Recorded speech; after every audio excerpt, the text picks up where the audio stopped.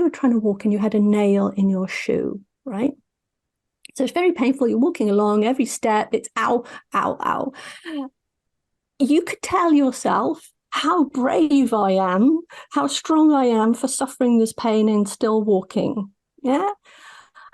Or you can just get rid of the nail. So, and so the idea that we have to suffer and just put up with imposter syndrome is very damaging, because it encourages people to push through. It's ignoring the suffering it's causing, and it's feeding into the overall stress. And the more you feed into your stress levels, the more easily your imposter syndrome is going to get triggered. So the more stress you're going to get. So it's going to go in this spiral upwards into stress. Welcome to the Ideas on Stage podcast, your regular insight into leadership communication.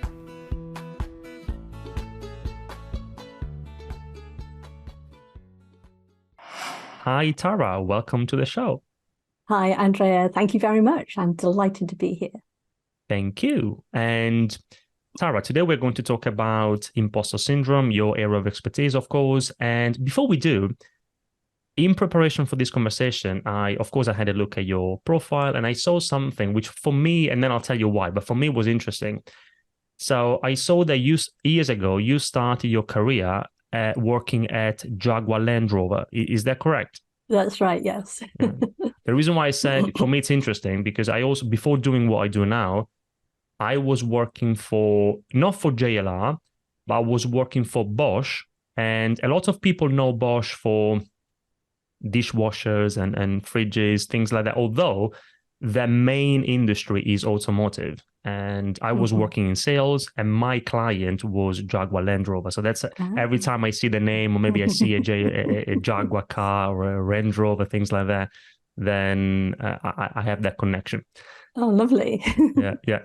And also, I saw that you are part, or maybe you were part of Toastmasters. Is that correct? It is correct. So what happened when I was a graduate student in university studying for my PhD in engineering, sponsored by Jaguar. Okay, so it's all coming together nicely. I wrote a paper for a conference and I had to present it. So my supervisor said, why don't you go along to Toastmasters? He had no idea. He'd never seen me present anything. He said, go along to Toastmasters and they'll just help you learn the skills and get comfortable with it. And that's what I did. And so that for me was fantastic. And ever since, I've always recommended it to people who are looking to join, to upskill, to refresh, or if they go into other challenges. For example, it's one thing to do a presentation with a PowerPoint. It's another thing to do a podcast and be asked questions on the spot, improvisation. It's very different. And so I've been involved in Toastmasters several times over the years, and I can't speak highly enough of it. Oh, that's good to know. And you're right. So sometimes when we think about presenting, speaking in public, we always assume that we are talking about, or a lot of people always assume that we are talking about, it has to be a big talk at a conference. No, that's one type of public speaking. But if we think about it, we are presenting all the time. Even like this conversation, in a way, we are presenting our ideas. You will be presenting your ideas around imposter syndrome. And out of curiosity, Tara, how did you end up doing what you do? For me, I find what you do very interesting because for me, it's very narrow, very specific, and I love that. So you specialize in helping others tackle, improve, or overcome maybe imposter syndrome. So why imposter syndrome? Wow. So originally, when I was 13 years old, I wanted to be a psychologist. My family didn't like that idea, which is why I ended up doing engineering. And I did engineering for 10 years and finally got back to, I did a training course as a holistic therapist. And I started working with people. And this is like 23 years ago now. And I started working with people, and most of it went really well. It was just general, very, very general. But some people kept coming back. And that bugged me because they're not supposed to. This is supposed to be empowering, not having people come back. So I looked into why. It was clear there was some belief they had. So I went deep, deep, deep into beliefs, came across a very specialist kind of coaching around unconditional worth. And so trained in that, went through it myself, trained in it, it was very powerful. And then I started working with other people. And then in 2016, one of my clients said, what about imposter syndrome? I'm like, oh, I've never heard of that. So I went, of course, to research it and go into research mode, look at the academic books, the research. I started interviewing people about it. And there was this light bulb moment. It was like, oh my gosh, imposter syndrome is an expression, if you like, of that belief that your worth is conditional, right? It went right into it. And because I'd been trained in it, it was blindingly obvious to me. And, so I backed it up. And so I thought, okay, let's focus on imposter syndrome, because imposter syndrome, it sounds like it's something quite mild, but it's a really big deal. It affects over 70% of high achievers at some point in their career, and it can cause burnout. It can cause people to quit their careers. I've seen it cause divorce from the relationship stress, and people aren't able to perform as well as they could. They're not able to meet their full potential because they're being held back by this imposter syndrome. And so for me, that was such unnecessary suffering. What I wanted to do is help people with that. And because it's so clear, people can experience the symptoms of imposter syndrome. I thought, okay, let's just go for it. Let's narrow everything down. And that's what I've been doing since 2017, really. Unconditional or conditional worth is perhaps the most interesting concept I've learned over the last few days in preparation for this conversation. I had a look at a lot of your videos and articles, and I found this super interesting. Conditional worth versus unconditional worth. And yesterday I was with my brother and I was talking about you and this concept. And I said to him that I think I've developed over the years conditional worth. And so I'm aware of it. And I'm also aware of the fact that it shouldn't be like that. But for those who are not aware of what we're talking about, so can you explain the difference between conditional worth and unconditional worth? And if I understood well, you say that this is one of the main causes, if not the main cause, or that's what we're talking about when we talk about imposter syndrome. Yes. Tell us a little bit more. So it's actually even bigger than imposter syndrome, if you like. Back in the 1950s, one of the granddaddies of personal psychology he'd worked with tens of thousands of people, and his quest was to find what is the root cause of human suffering. Why aren't we happy when we're well fed, well sheltered? There's nothing, no drama going on. Why aren't we happy? And he determined that it was conditional worth. And that the vast majority, like 99.99% of us, our whole society has this belief that our worth is conditional. That is, that our worth depends on what we do. So if we do something good, we are good. If we do something bad, we are bad. And it's where we've overlapped our actions and our worth, which means that when things don't go well, we take it so personally because we think, it's our worth. It's who we are as a person. And when we jump into the neuroscience behind it, that triggers the brain to say, hey, there's danger here, right? It's a very primal part of our brain says, if I get ejected from the tribe, I will die, because that's the situation our caveman ancestors had, right? That was the truth of it. And so it triggers off this response, a stress response in us. And that is why Carl Rogers saw that we have this conditional worth. Now, at that time, neuroscience was in its infancy, didn't know that we could change things like the belief in our conditional worth. and they thought the brain was fixed. We couldn't grow new neurons. And then over the years, certainly in the 1990s, people started talking more about neuroplasticity, the ability of the brain to change. And now we're in the 2020s, and we know exactly how to make the brain change in the direction that we want. So rather than it being something we can't do anything about, it's something we absolutely can. And so in imposter syndrome is how conditional worth belief shows up in high achievers when they have their identity tied to their work. I think that my experience with conditional worth is very much connected to the fact that I run my own business. And yes, what happens is that I have my objectives, my dreams, and sometimes I feel that if I achieve my objectives, if I get to where I want to get to, then, yeah, you were talking about psychology, what makes people happy, then I will be happy.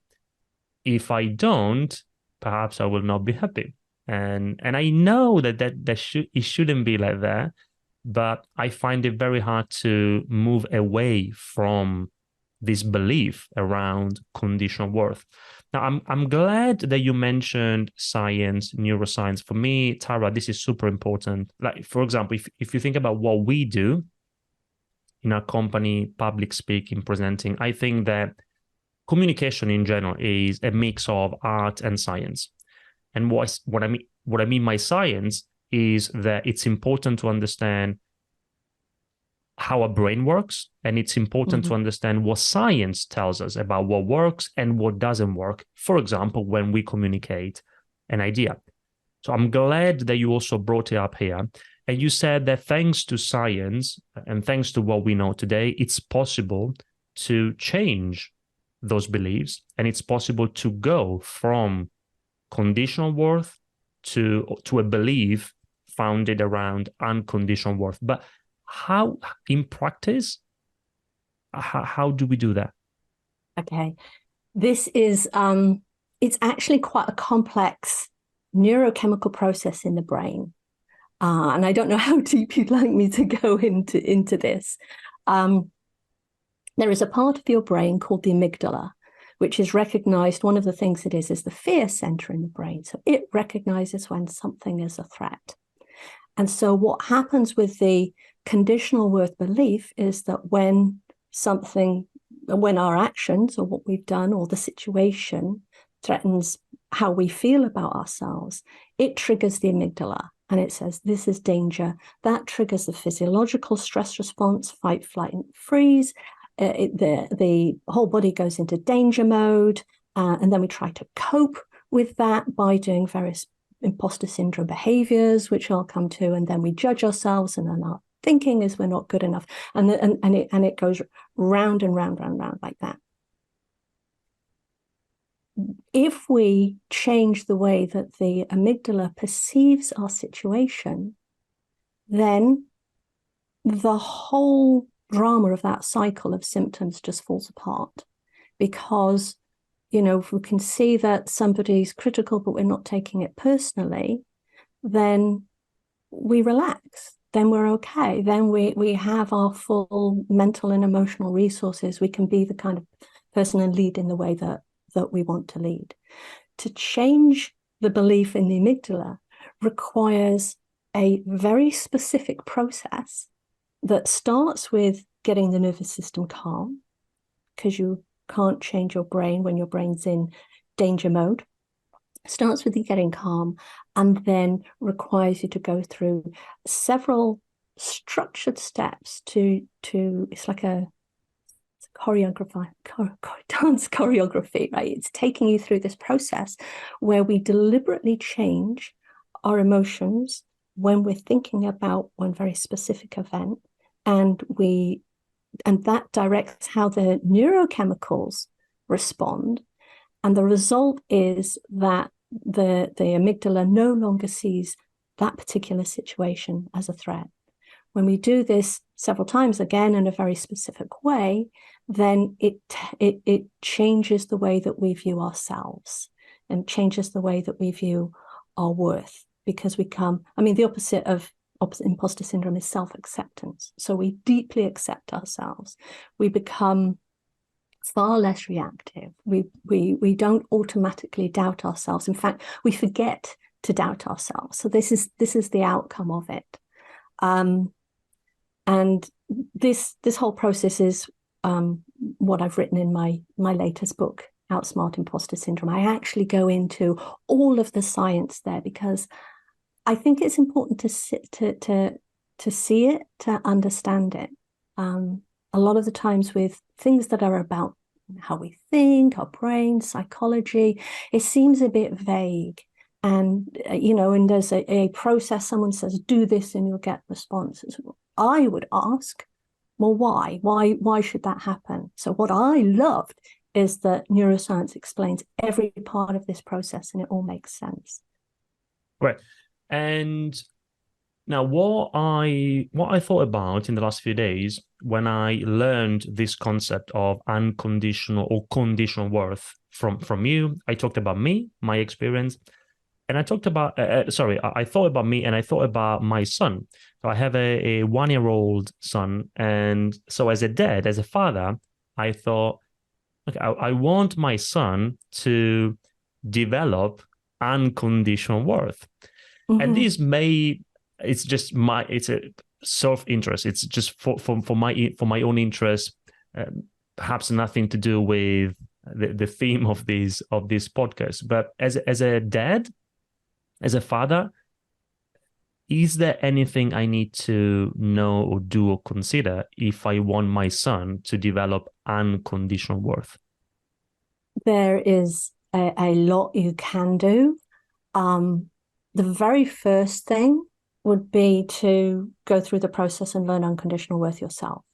The reason for that is, as a parent, you're modeling your beliefs. Your child will pick up your beliefs. And so when you have that unconditional worth, he can see it. Right? It's very, very straightforward. Even in the face of that, so the conditional worth belief comes around the age of 2, between the age of 18 months and 3 years old. It's where the child experiences separation of themselves. They realize that they're a separate person, that they have motivations, other people around them. They're separate from the objects around them. And that's the natural point at which we can separate actions from worth. So one of the simplest things you can do is never say to him, yes, good boy, good, or bad boy. Right? Don't label his worth from something that he's done. So, that went well. Did you enjoy it? Did you have fun? Did you learn something? Rather than, oh, what a good boy you are. You see, it's quite subtle. It is all around us in our society, 99.999%, and it's unconscious for most people. But the more that you can do that, praise the action, not the child, and praise praise and love the child separately, independent of what they do. So if they make a mistake, right, do something wrong, okay, we don't do that. That was that was hurtful for someone else, and at the same time, loving them, not making them bad, not withdrawing affection from them when they've made a mistake. So that's the very simplest level of something you could do. Understood. Thank you. Now, shall we talk about a few myths or misconceptions that there are when people talk about imposter syndrome? I watched some videos where you give examples of people who talk about imposter syndrome and you say that's not what imposter syndrome is. And I see the same thing, Tara, in my space. Communication, public speaking, there are a lot of myths and misconceptions out there, even from experts in communication and public speaking. What are some of the main myths or misconceptions around imposter syndrome? And the reason why I asked is because it's important. We've been talking about a few things already, but I think it's really important to understand what imposter syndrome really is and what it isn't? That's a very, very good point. So, and the reason is because people see the symptoms, but they don't see the root cause because it's unconscious. Right? They don't see that belief. So typical imposter syndrome myths. One is that as it becomes, people become aware that 70% of people have it, it's very common.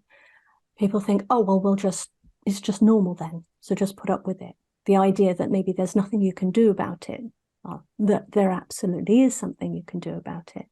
But working on just addressing the symptoms doesn't get rid of it, which is why people conclude that. So that kind of makes sense. One of the myths is that it's a beginner's issue, that it's something that people only experience when they're learning something new. And this is because when you're learning something new, trying something new, it is uncomfortable and there is a discomfort. And imposter syndrome is also discomfort. So, people think it's the same, but it's actually very different. Imposter syndrome is secretly feeling like a fraud when you're not a fraud, when you're capable, when you're competent, when you're skilled and you're experienced, and still at the same time, you feel that you're not quite good enough, that you don't belong. Maybe you shouldn't be here. Maybe they made a mistake in hiring. Maybe you're going to get fired. That's another one. Another common one is that it's a women's issue. You see that in a lot of places, and this is because the original research back in 1978 into imposter syndrome started with women, and the surveys for them like 15, 20 years after that seem to show that women get it more than men. But in the mid-90s, there was research done where the survey was absolutely anonymous, and then they showed that men and women experience imposter syndrome equally. Now, and what we know about the root cause of it, there's no gender bias in that at all.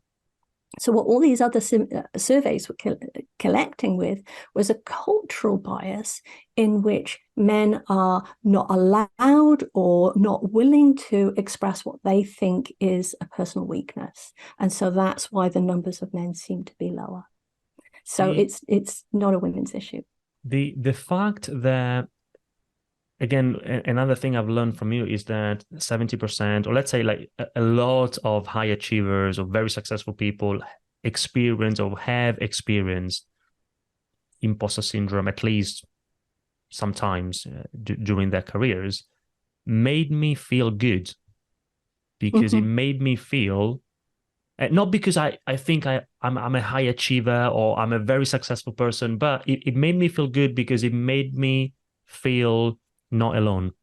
Yes. And so that was good to know for me. And also you mentioned one of the myths is that it's a beginner's issue. But I understand that a lot of, again, and it's interesting, isn't it? A lot of very successful people, and as you say, they are not a fraud. They have their skills, their experience, their expertise, but still we often fall back to certain beliefs. I find this super interesting. Again, from a brain or neuroscientific perspective. Again, I'm not a scientist. I don't know if the language I'm using is correct, but I think we get the point. And you were talking about causes and symptoms. Another interesting insight I've learned from you, Tara, is that you say that the cause of imposter syndrome can be summarized in a sort of equation, if you want. You say imposter syndrome equals A plus B plus C, where if I remember well, Tara, A equals an action, B is, was it behavior? Or belief. And C is a circumstance or a set of circumstances. And you say that these are the three factors that together, combined, make imposter syndrome. Can you tell us more about those three factors? Yeah, so that's how people experience it, right? They have the belief, right? It's a given. That's the starting point. There will be certain triggers that make it worse. For example, in terms of communication, for example, you might have somebody who is perfectly fine, comfortable, happy, standing up in front of a crowd of 1,000 people and giving a speech. But take them to the boardroom and have them present to the 12 people there, and they are massively triggered by it. Right? And you can have people who the opposite's true. The boardroom's fine, but yes. So it's the circumstances. It's very personal. It's very individual. What particular circumstances will really bring imposter syndrome to the surface, because it comes and goes depending on our background, stress levels, and what else is going on in life, as well as the triggers. So that's really how people find themselves going through waves of imposter syndrome. Understood. There's another very, very interesting insight I've learned recently from you, Tara, which is, and it's counterintuitive, because you say that imposter syndrome is not a mindset issue. It's not a thinking problem. And when I read it the first time, I thought, okay, that's counterintuitive, because I would say, of course, 100%, it's a mindset issue. It's a thinking problem. You say it's not. Yes. Tell us more. So there are three major symptoms of imposter syndrome. There's the imposter syndrome thinking. There's the stress response, the physiological response, and there's the imposter syndrome behaviors that stress then kind of drives us to do. And then the behaviors aren't productive. We judge ourselves. That feeds into the thinking, and the cycle goes around and around. So when we consider imposter syndrome, one of the symptoms is blindingly obvious that it's the imposter syndrome thinking. And so if we label it as that is imposter syndrome, then it seems like the solution then is a mindset thing. And so now we should try and address talk yourself into it, give yourself a pep talk. And when people try it, they find it doesn't work, it doesn't help. And the reason for that is because the root cause of it is that belief that I was talking about in conditional worth. So until you address the belief, the nothing else will really get rid of imposter syndrome, because the symptoms, you can dial them down a bit, but the symptoms aren't going to go away. One example that people try is affirmations. Can I go into please do. tangent? Yeah, take your time. Yeah. Okay. So affirmations have a bit of a mixed reception. Some people say, it's woo-woo. It's someone saying in the mirror, I'm a millionaire, when they can't make the rent, right? It's just fantasy and hoping it'll change it without doing the work, yeah? And others swear by it and say, this is brilliant. Okay, so what's going on when we're looking at affirmations, which is effectively part of mindset? So if you were going to buy a new car, so if you, Andrea, were going to buy a new car right now, sky's the limit. What would your ideal car be? Tesla. Okay. Any particular color? I don't know. Do they only come in white? I don't know. It could be gray, because I don't have to wash it so many times. It's just okay. Perfect. So gray Tesla. So if you're coming up to the point where you are going to buy your new gray Tesla, you're going to do a bit more research into it. You're going to pay a bit more attention to it. You're going to want the wheel specs. You're going to look, all the different upgrades. Which ones do you want? So you put a lot of your focus and attention on the gray Tesla. And what you'll find happens is that you'll suddenly start to notice more of them around. Suddenly, where you hadn't seen many, they're all over the place. That's why, sorry, Tara, and then sorry to cut you off, but that's why, for example, I see Jaguar cars and Range Rover all the time, because I had the previous connection. Yeah. That's it. So it's that focus. And there's a part of the brain called the reticular activating system, the RAS, and its job is to filter out all of the billions of bits of information that you have and pick out the ones that are important. So your focus on buying your new Tesla has told your RAS, this is important. So that's why you're seeing them more. So we go back to caveman times, you're walking along, in the jungle, and you will notice the leaves of an edible plant, right? Because it's affecting your survival. You need to eat. So that's what the RAS does. So when we come then to affirmations, what you're doing with affirmations, you're spending maybe 2 or 3 minutes in the morning focused on one particular thing. And the idea is that the RAS picks it up and draws your attention to it. So where it works really well is if you're focused on particular values that you hold and you want to encourage. So say you want to be more kind or more strong or more authentic. You focus on those. Your RAS will notice when other people are like that. They'll notice when you're like that. It'll bring it up to your awareness when you're making decisions, and you'll be able to live from that value more. So that's when affirmations work fantastically.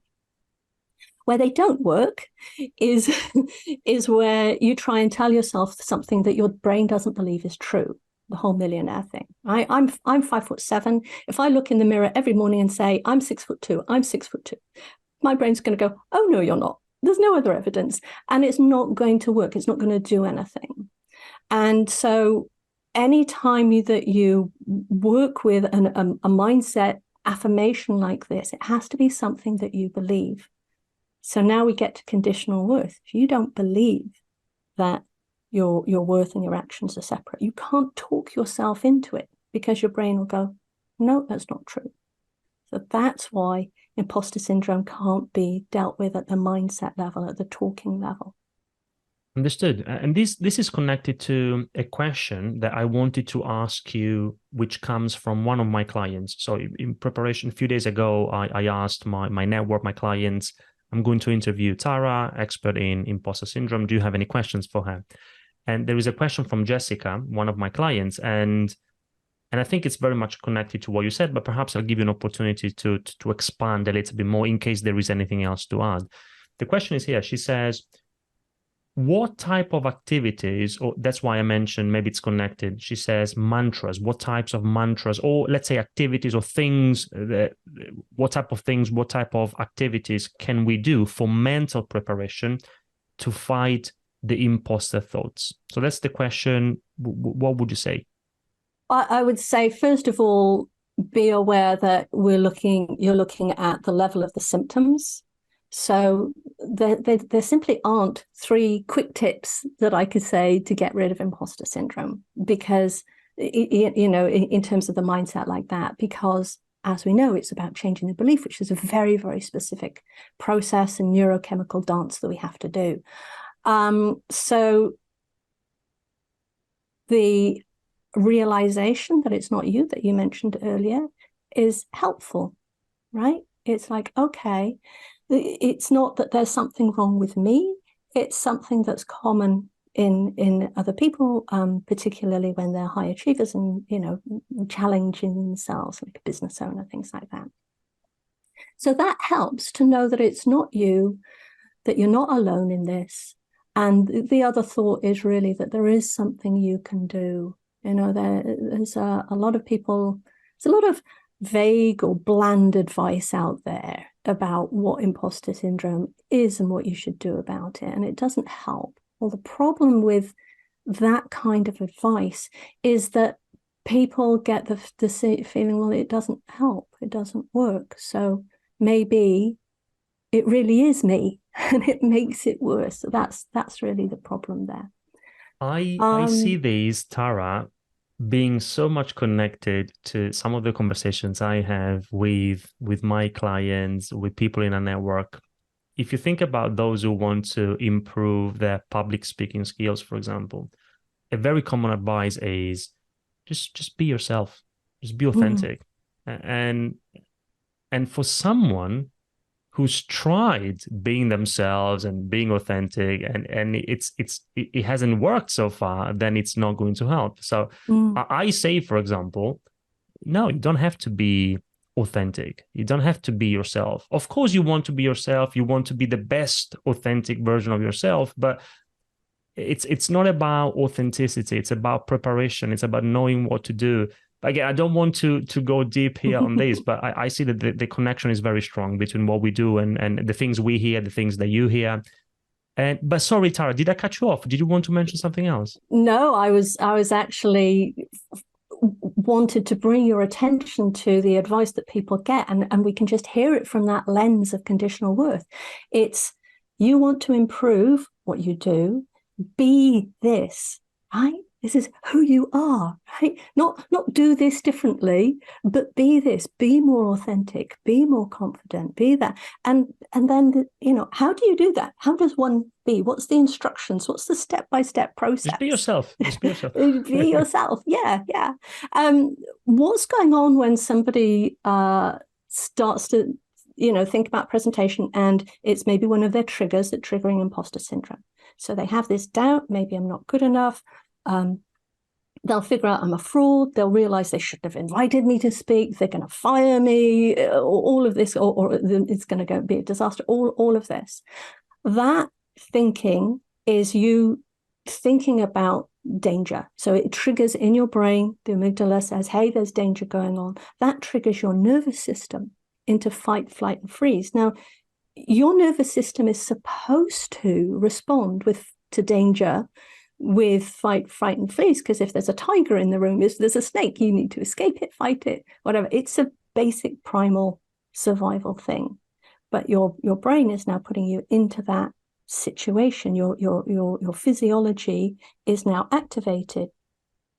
Your blood flow changes, your heart rate changes, and the blood flow is really important, actually, because the blood flow, it flows to the muscles, extra muscles, so you can fight or run away. One of the places it gets taken from is the prefrontal cortex, the brain, and that's your logical thinking, strategic planning, emotional regulation part of the brain. And when the blood's taken from that, you literally don't have the oxygen and the nutrients to the brain to be able to operate at your full capacity. So that's why people, when they get stressed, their mind goes blank, because literally they can't think of it. It's why they get it's why they get stressed. It's why they might get more irritable, more reactive. And so you can see that in that state, you're not going to be able to present as well as you can. So I know one of the things, because I've read your book, I know which is great. One of the things you've talked about is getting your physiology calm. And I would say that is absolutely vital. And I teach people how to do this, shaking out of the arms and legs to get those stress hormones filtered out, to get the blood rebalanced in the system so that your blood flow to the brain, you can go out there and do as well as you have the capacity to do, depending on your skills at the time. Hi there. Before we continue with this episode, I just wanted to take a moment to share with you some resources that I believe would be super useful for you. The first one is my book, Confident Presenter. Check it out. You can find it on Amazon. I'm going to include the link in the show notes. It's a book for business owners, leaders, and the teams who want to become more credible, confident, and convincing presenters. To make the most of the book, take the Confident Presenter Scorecard, which is an online tool that allows you to assess your current presentation skills in less than 3 minutes for free. You just need to answer a few questions. The scorecard will give you a score from 0 to 100%. It will tell you what that score means for you, and it will also identify opportunities for improvement. And then the last thing is my web class. I often run free presentation skills web classes where I go through my own process for creating my own presentations and those of our clients. So if you're interested, I'd love to see you there. I'm going to include all the links in the show notes. Thank you so much for listening to a podcast. It means the world to me. Now, let's jump back into the conversation. There are practical things we can do to help from that perspective. And you mentioned we often hear some woo-woo remedies, and now I'm 100% against woo-woo stuff, but there are practical things we can do, like movement from a physiological perspective. It helps us. So when we have public speaking anxiety, for example, what happens is that we have one of the things that happens, happens is that we have a lot of energy in excess that flows through our body, and we want to get some of the energy out. One way to do that is by moving. So you can move before a presentation rather than being seated waiting for your turn. You can breathe if you know how to breathe with your belly, for example, not with your chest. Again, I don't want to, this is your space, Tara, but yes, there are practical things we can do in addition to being prepared, rehearsing. Right. But apart from that, maybe you mentioned something already, but again, just in case there is something else that people need to be aware of. In addition to what you said, are there any other, so you were talking about misconceptions, for example. What about mistakes? Things that people do thinking that by doing those things, they will get rid of imposter syndrome, but that's not the right approach. Is there anything else to mention here? So there's the things we mentioned before, the affirmations. So there's another mindset thing that people try, which is let's reinterpret this as a growth moment. And that's changing the way you think about the situation, and it sounds great, except that it's kind of embracing, or it's saying, yes, imposter syndrome is good because it's the stress is pushing me to move forward, and aren't I strong for it's trying to reinforce that this is not just a natural experience, but also that it is something that we should just label it as good, and then we'll be fine. And I see that as like, if you were trying to walk and you had a nail in your shoe, right? So it's very painful. You're walking along, every step, it's ow, ow, ow. You could tell yourself how brave I am, how strong I am for suffering this pain and still walking. Yeah.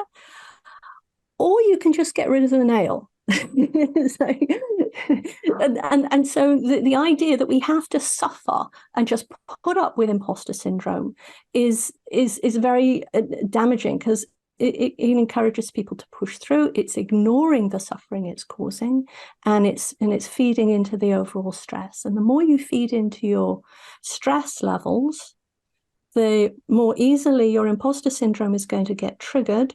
So the more stress you're going to get. So it's going to go in this spiral upwards into stress. So. And I guess, Tara, it goes back to the misconceptions, understanding what imposter syndrome is, what it isn't.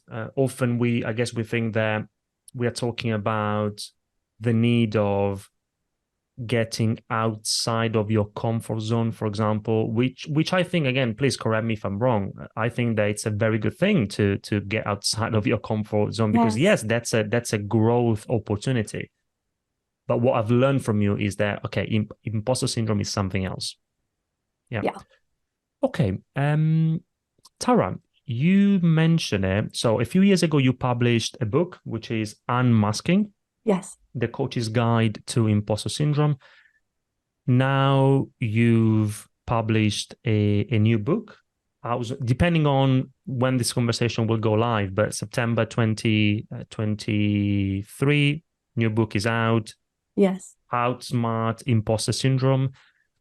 In a nutshell, what's the book about? Tell us more about that book, and perhaps also what's the difference between the first one and the second one? Okay.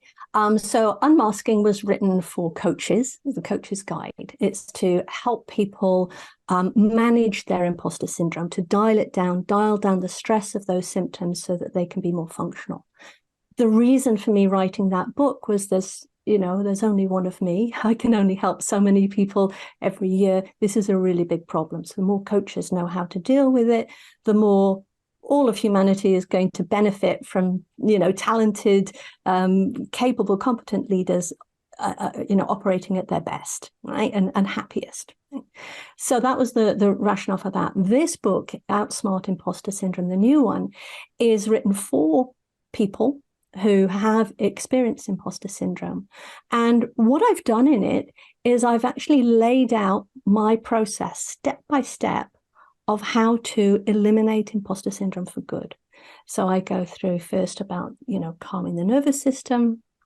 Then I get into the brain neurochemicals and that dance that I was talking about and how you do that.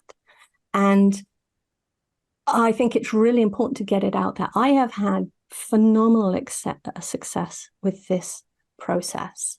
And it's, even from my engineering background and looking at statistics, it's much better than you would expect. But the reason is because it works with a fundamental way that the brain operates. It works with the way that the brain develops belief, and it changes it using all the tools of the brain. So of course it's going to be effective. So it kind of makes sense. But I've outlined in that exactly step by step what the process. And then I've got a chapter on leadership, which is about how the development of unconditional worth, which is really where we're going, the root cause for changing that, how to lead from a basis of unconditional worth, or rather, what happens when you lead from unconditional worth. So people have more time, they have more energy, they're inspired to mentor those around them rather than feel threatened by them. They're inspired to reach out to people who are clearly struggling with something rather than withdrawing.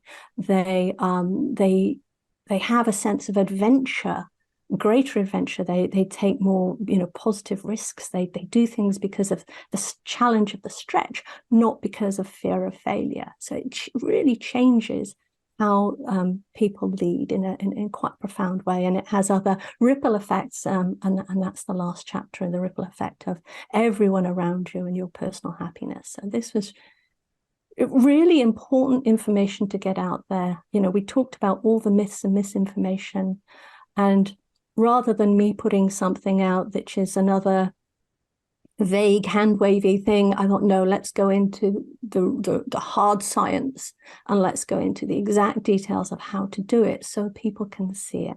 And some people will try it for themselves, and some coaches will try it. Other coaches will come. I also teach this to coaches, so that I've got them trained up in this process and work with me. But it really is, it's too big a problem to be keeping this a secret. Thank you for doing this. I know for a fact that you were talking about the third chapter on leadership and the ripple effects. It will be super useful for me. So thank you. So I'm also on LinkedIn, and I have a newsletter there. I am also on YouTube, and I'm making videos there, so they can find me in several places. Yeah, I wanted to ask you that. So LinkedIn, YouTube, are those the main places if anybody wants to connect with you, say hi? So LinkedIn, YouTube, yeah? Yes, they're the big ones, yes. Okay, perfect. So we are going to include everything in the show notes. And Tara, before we close, if you think about what we talked about today, imposter syndrome, what it is, what it isn't, misconceptions, the symptoms, the cause, so many things. What's the most important thing? Let's say that somebody listens to this conversation and they like it, they enjoy it, but then after a few days or weeks, they forget most of it, because that's not because of you, maybe because of me, but in general, because that's how things work. That's how our brain, talking about the brain, that's how our brain works, and attention, memory.